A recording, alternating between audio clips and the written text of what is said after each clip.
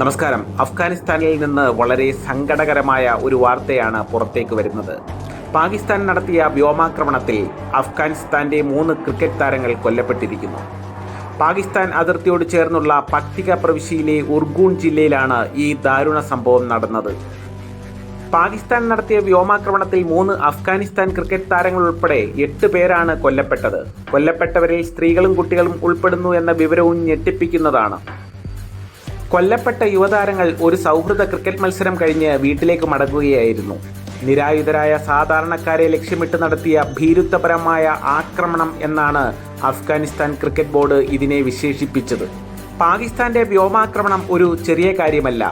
ഒരു രാജ്യത്തിന്റെ വ്യോമസേന വന്ന് മറ്റൊരു രാജ്യത്തെ, അതും പ്രതിരോധ സംവിധാനങ്ങൾ ദുർബലമായ ഒരു രാജ്യത്തെ, പ്രത്യേകിച്ച് അവിടെയുള്ള സാധാരണക്കാരെ ബോംബിട്ട് കൊല്ലുന്നു. ഇത് തികച്ചും അധാർമികവും പ്രാകൃതവുമാണ്. അഫ്ഗാനിസ്ഥാൻ ക്രിക്കറ്റിലെ സൂപ്പർ താരമായ റാഷിദ് ഖാൻ പാകിസ്ഥാന്റെ ആക്രമണത്തിനെതിരെ വളരെ ശക്തമായ ഭാഷയിലാണ് പ്രതികരിച്ചത്.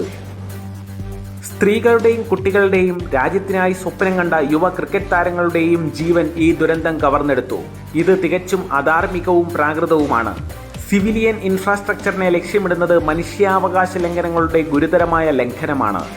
ഈ അനീതി ആരും കാണാതെ പോകരുത്, റാഷിദ് ഖാൻ വികാരാധീനനായി എക്സിൽ കുറിച്ചു. കൊല്ലപ്പെട്ട താരങ്ങളോടുള്ള ആദരസൂചകമായും പാകിസ്ഥാന്റെ നടപടിയിൽ പ്രതിഷേധിച്ചും അഫ്ഗാനിസ്ഥാൻ ക്രിക്കറ്റ് ബോർഡ് ചരിത്രപരമായ ഒരു തീരുമാനമെടുത്തു. ഇത് മറ്റു രാജ്യങ്ങൾക്കും ഉദാഹരണമാണ്. പാകിസ്ഥാൻ, ശ്രീലങ്ക എന്നിവരുമായി നവംബറിൽ നടക്കാനിരുന്ന ത്രിരാഷ്ട്ര T20 പരമ്പരയിൽ നിന്ന് അഫ്ഗാനിസ്ഥാൻ പിന്മാറി. സാധാരണക്കാരെ ആക്രമിക്കുന്ന ഒരു രാജ്യവുമായി കായിക ബന്ധം തുടരാൻ ഞങ്ങൾക്ക് കഴിയില്ല, അഫ്ഗാനിസ്ഥാൻ ക്രിക്കറ്റ് ബോർഡ് വ്യക്തമാക്കി.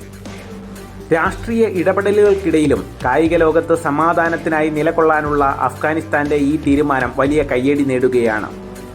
ക്രിക്കറ്റിന് മുകളിൽ രാജ്യത്തിന്റെ അഭിമാനമാണ് വലുതെന്ന് അവർ ലോകത്തിന് മുന്നിൽ തെളിയിച്ചു.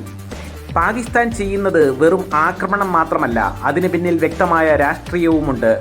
ഒരു വശത്ത് താലിബാനുമായി വെടിനിർത്തൽ ചർച്ച ചെയ്യുന്നു, എന്നാൽ താലിബാൻ സൈന്യം പിൻവാങ്ങുമ്പോൾ ഉടൻ തന്നെ വ്യോമാക്രമണം നടത്തുന്നു. അമേരിക്കയുടെ അടുത്ത് ചെന്ന് താലിബാന്റെ ആക്രമണങ്ങൾക്ക് പിന്നിൽ ഇന്ത്യയാണ് എന്നുവരെ കഥകൾ മെനയുന്നു.